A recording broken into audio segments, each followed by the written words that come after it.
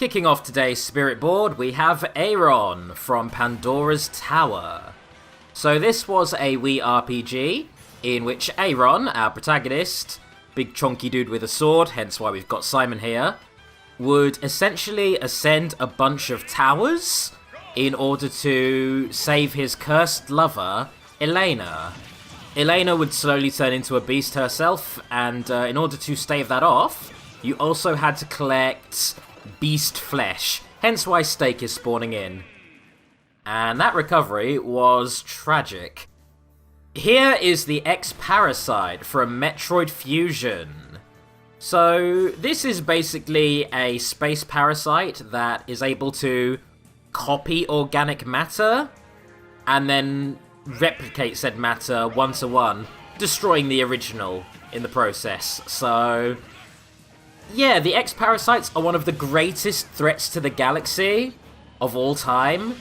And yeah, you have to take them out in Metroid Fusion, a game named as such because your suit fuses with said parasite, giving you somewhat immunity over them, so they don't just absorb and insta-kill you. So yeah, this fight, despite being a novice fight, is really fucking hard, which is kind of indicative of how the parasite seems not to be that bad at first, but then you realise how dangerous it truly is. In fact, Metroids, you know, the brain-sucking parasitic jellyfish that the series is known for, they were specifically created to combat the Parasite, so there's an indication of how bad they are. The iconic enemy that threatens planets was created as a failsafe for these little buggers. And yeah, this fight is still going on. If not for my Sagat being so OP, this one would have been a problem for me. Anyway, moving on from there, we have the Little Mousers from Yoshi's Island. Thieving little rat bastards. And I mean that in every sense of the phrase. Like, they steal your eggs, they're rats, or mice, I guess. And, they're bastards also, so yeah. The reason that this particular battle spawns in so many explosives is actually a callback not to the Little Mousers themselves, but to Big Mouser. Mouser as he appears in Super Mario Bros. 2. And this heroic figure is Wonder Blue from the Wonderful 101, Elliot Hooker. Wow, that is an unfortunate name. Anyway, Wonder Blue's ability, or his Unite Morph ability, where he can pull all of his gang together and transform them all, it is the Wonder Sword, so he can turn them all into a big F-off blade. So to represent that, we have Wonder Blue himself being Chrom, a, you know, sword-using blue guy. And we have a bunch of villagers to represent his Wonderful 101 units. Thankfully, if you take him out, the rest are negligible. So here are Articuno, Zapdos, and Moltres, the legendary birds of Pokemon Generation 1. 3 legendaries in one spirit, so yeah, these 3 are really goddamn powerful Pokemon from Gen 1, and to represent their fire, ice, and lightning abilities, we have 3 Lucases, all 3 of which like spamming their fire, ice, and electricity moves, respectively. Now, the downside of that is, as you may have noticed in Smash, when you fight a bunch of enemies, they hive mind. They all function as one big unit. So this fight is just super fucking hard because they will perfectly complement each other. And yeah, this took me about 20 tries? And considering that this is the Spirit Board, that cost me. I had to spend rematch tokens to have more cracks at these guys. I'd argue that it's all worth it because it leaves me with a very good spirit, but fuck, man. Some of the absolute beatdowns I received from these guys was, You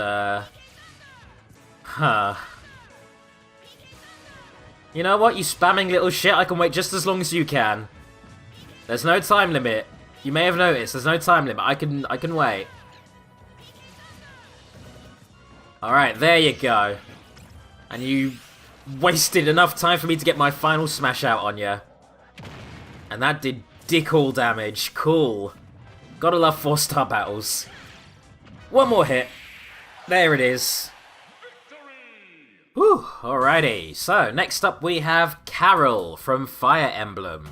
Appearing in both Blazing Blade and Binding Blades, Carol is a swordmaster who generally appears quite late in the game.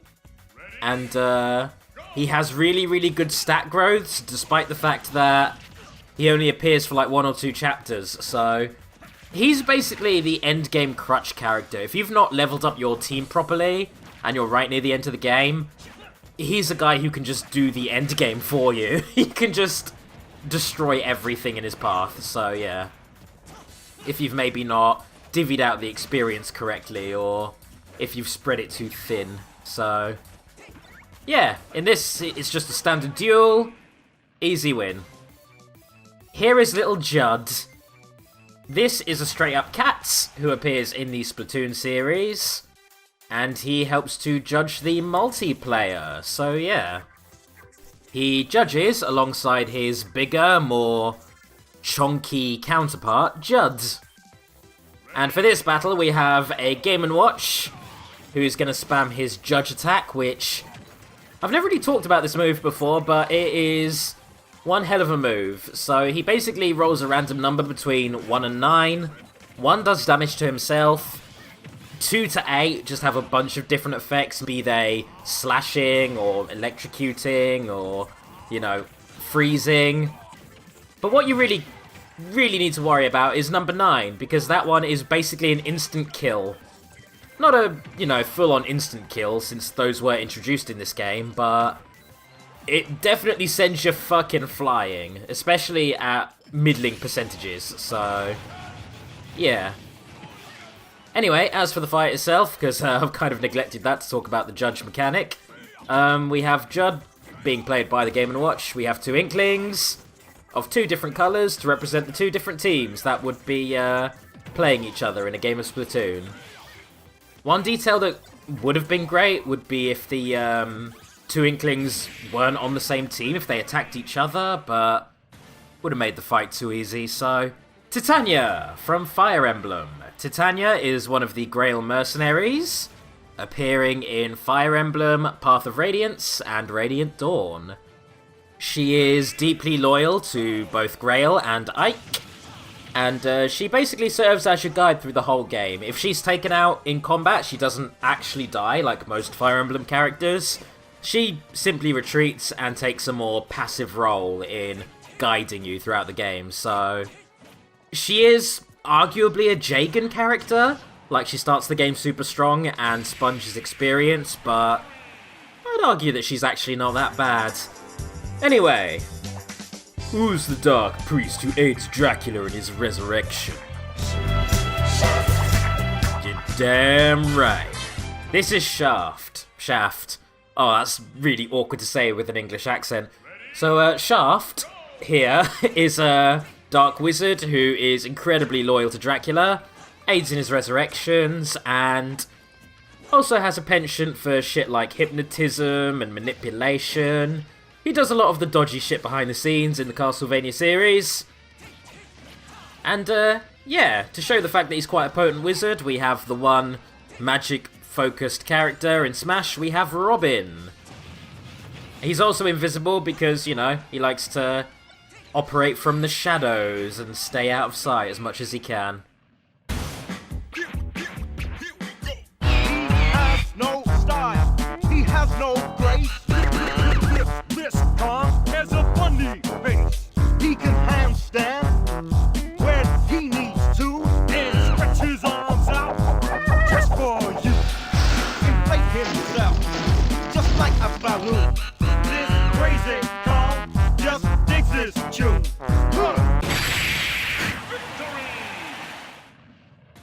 And here is Keldeo, a Generation 5 Pokemon, a mythical Pokemon at that.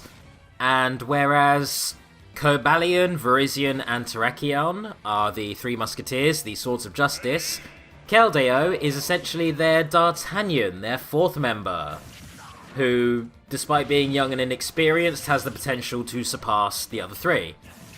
So, in his core design, Keldeo is basically a Kelpie. He is a watery horse, what with him being a water-type Pokemon and a horse that fights with a sword. And, yeah, the fact that he can be summoned from the Pokeball and cannot be blocked is already kind of troubling, because I've already lost a lot of percentage. Shit. But on the bright side, I do a lot of damage with my Mega Lucario, especially when he's taken more damage himself. There we go. And here is Genesect, another Gen 5 mythical Pokemon.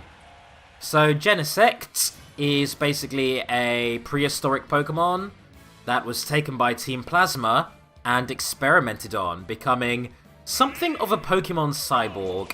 He has a big cannon on his back that can shoot different beams, depending on what drives you insert into him, so you can get incredibly powerful beam-based attacks out of him, hence why we have a fuckload of Robs, all shooting their goddamn beams, as well as Genesect himself appearing from that Pokeball there, so yeah, this fight's fucking hard. I should have come at this with a character who has a reflector, admittedly.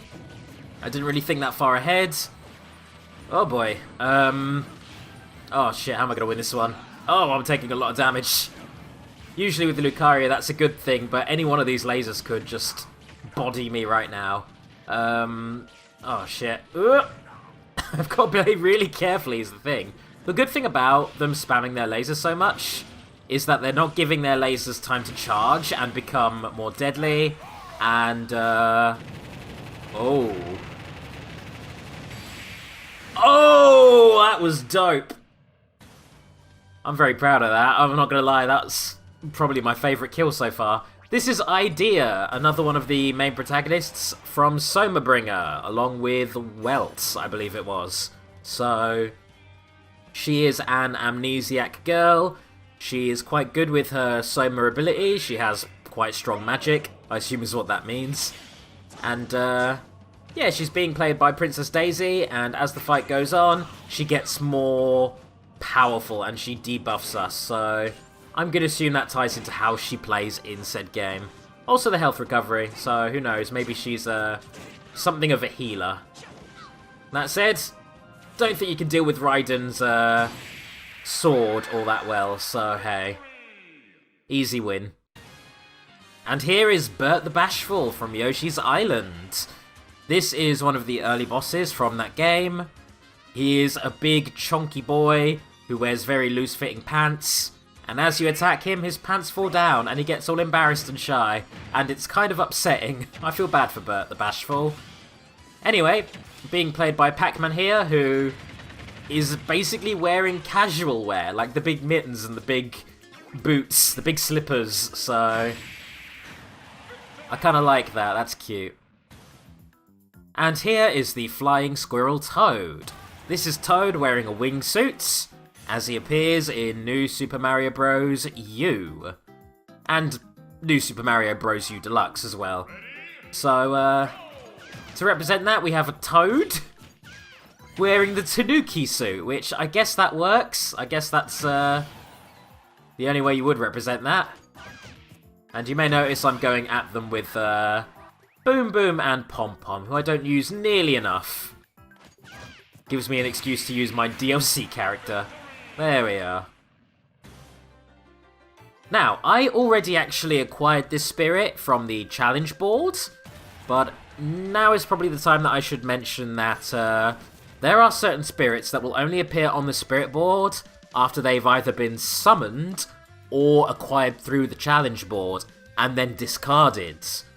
So there's content in this game that you actually have to go out of your way to try and find. I only learned this, you know, a couple of parts into the LP and wasn't really able to account for it, so here's the Yakuman battle. It's basically representing a game of Mahjong by having a normal house-like setting to represent the fact that it is a game you could just play at home. And also you have the items spawning in there, the Daybreak items, which you have to collect them in parts, and when you have all 3 parts, it allows you to use a devastating attack. That's representative of how a game of Mahjong works. Like, you have to have all your pieces in place, and then you deal a definitive finishing blow on your opponent. So, yeah, this is a clever way of representing what is basically a board game.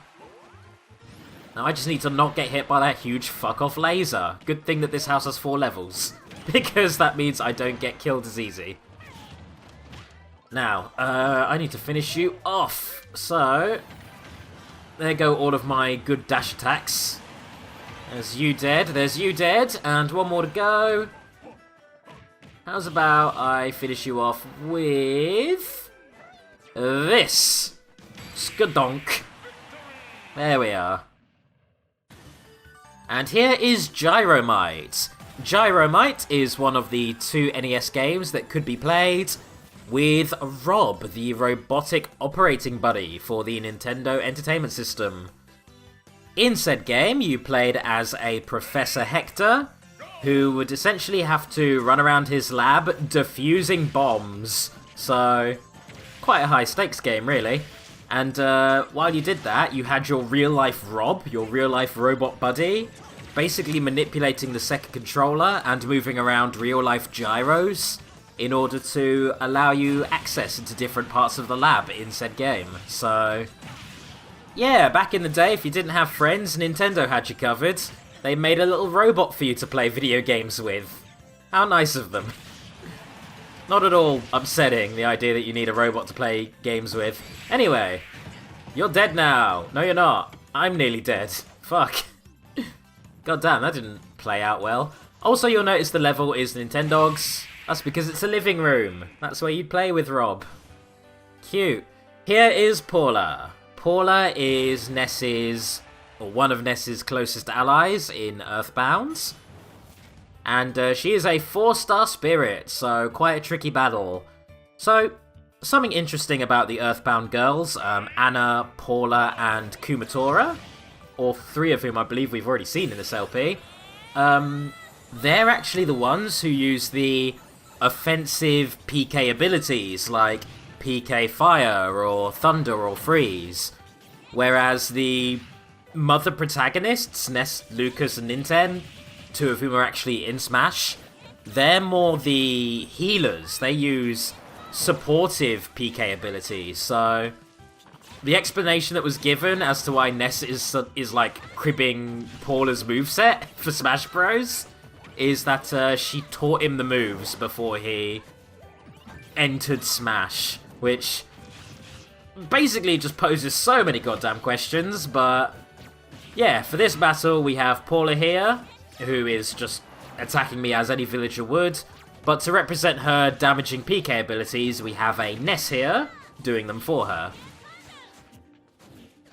So yeah, quite a tricky battle this one. I know I always say that battles where you can walk off the edge are easier, but not so much here because A, it's a stamina battle, so, you know, they don't get knocked back further as they're more damaged, and B, this Paula is really goddamn tricky and evasive and is a bit too sly to let me throw her off of any edges, so yeah. And trust me, I did try. I had a few cracks at this one, so yeah. 5 or 6, if you must know. Anyway, I just need to hit you with them big attacks now. So here comes PTP, my boy.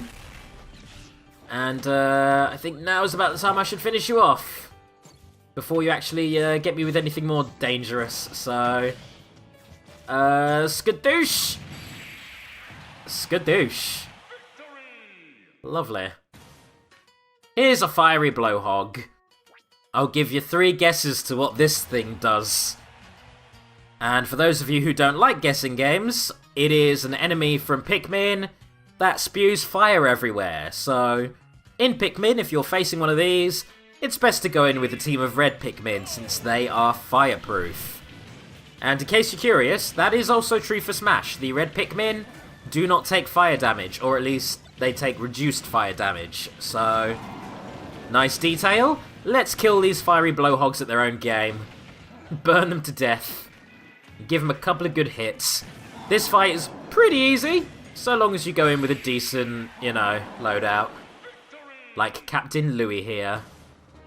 And here is Machamp, a Generation 1 fighting type Pokemon, and the evolved form of both Machop and Machoke. So to represent this big four-armed punch man, we have a pair of Captain Falcons to represent 4 different arms all attacking at once. And generally, they'll stay quite close together so they can both take you down with punch rushes. Because if the Pokédex is to be believed, Machamp can aura you so hard that you fly into the horizon, which I'm pretty sure would kill anything. I'm pretty sure that's death right there, being launched with that much power and ferocity. But there you go. Anyway, he doesn't have anything in the ways of a Mega Evolution, sadly. He should have done. But he does have a Dynamax form, which I found in Pokemon Sword when I played it for my channel. And yeah, he gets pants. He finally gets pants. I'm so proud of him. Anyway, I need to finish these suckers off because playing as legendary birds, I should probably have done this by now. I should have beaten these suckers. I should have really one-shotted them for the authentic Pokemon experience because Machamp's special defenses and his ability to take on flying-type Pokemon leave a lot to be desired. So, how did I whiff that all? Oh, no, I got it. Just enough. Cool. Alright, well, let's wrap this one up then with a little bit of summoning. Let's put together Wonder Blue and Drake Redcrest, a bold protagonist, to get the main protagonist of the wonderful 101, Wonder Reds. And by upgrading the X-Parasite, we get the horrifying biomechanical monstrosity Nightmare. And with Keldeo, he achieves his final form, the Resolute form. Cool.